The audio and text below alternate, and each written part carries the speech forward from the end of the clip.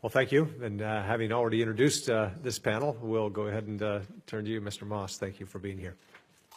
Great. Thank you, Chairman Flake, Ranking Member Booker, Senator Coons, other members of the subcommittee.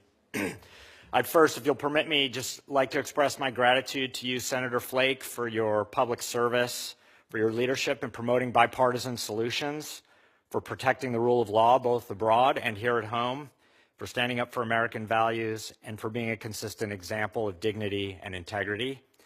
The Senate will be a less august chamber without you, sir. After nearly 30 years of working on and in Zimbabwe, I hoped, like many, that the July elections would put the country on a positive path. I had the great fortune of visiting Zimbabwe with a delegation of other former U.S. diplomats prior to the election. I came away from that trip deeply pessimistic that the election and the promised reforms were anything more than a poorly disguised charade. Events since the election have unfortunately only reinforced that pessimism. We've heard plenty of rhetoric on democracy, national reconciliation, and economic reform. And while we can point to a few token gestures, very little, if any, meaningful change has occurred. First, on the election, the Electoral Commission was very far from independent. As in the past, ZANU-PF and the security forces used intimidation and violence to sway votes. The military was openly and deeply involved in the election. The ruling party even weaponized food aid for votes.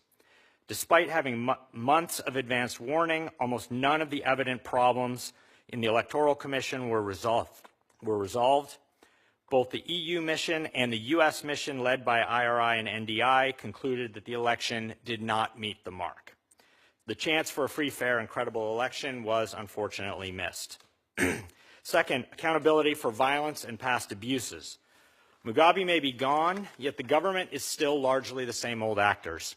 The government says the country should move on, yet there has been no genuine attempt to deal with past atrocities. These include the Matabeleland massacres, the violence and murders after the 2008 election, and even the recent disappearance and presumed assassination of human rights activists like Itai Zamara. Even the August 1st murder of 6 civilians in full view of the world has been whitewashed. The government even tried to blame the opposition for the violence when the TV cameras show soldiers shooting civilians in cold blood.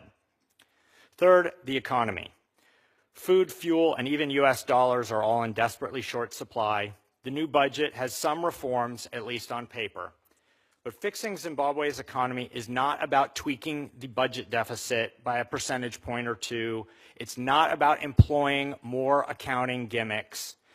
Until the government deals with the dominance of the military in the economy, the ongoing rackets by predatory elites, and the flouting of basic rule of law, Zimbabwe's economy cannot be fixed.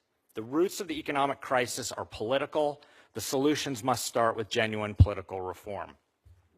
And we can see the government's state of denial in their passive language. The government says people died on August 1st. No, civilians were murdered by the military in plain sight of the world. The government says we are suffering from food and fuel shortages. No, government mismanagement and profiteering elites have destroyed the markets for food and fuel. The government says that hard currency is suddenly unavailable. No, the country has no US dollars because they have been lying to the population about what's really in the bank. The shallowness of the touted reforms are embodied in the shameful treatment of Tendai Biti. I'm grateful that he's been mentioned several times already. Mr. Biti is one of Zimbabwe's most important legal scholars, a patriot, and the country's most effective finance minister ever. He testified here in this very room almost exactly a year ago, but he could not join me today because the government has taken away his passport. Since July, he has escaped at least three attempted abductions, and he was illegally repatriated from Zambia. Mr. Biti and his family face constant harass and death threats from the security forces, from mysterious groups of thugs, and from a sham court case. If the regime is this brazen against a respected opposition leader, it only hints at the persecution of wider civil society. Finally, I want to raise an issue that I'm sure will come up today, which are sanctions, which are a complete red herring. The government blames US sanctions for their economic troubles rather than grappling with their own mismanagement and corruption. There are about 70 people and about 70 entities on the U.S. sanctions list.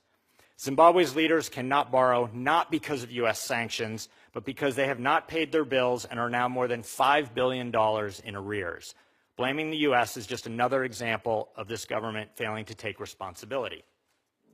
In this context, the U.S. should be extremely cautious in its re-engagement.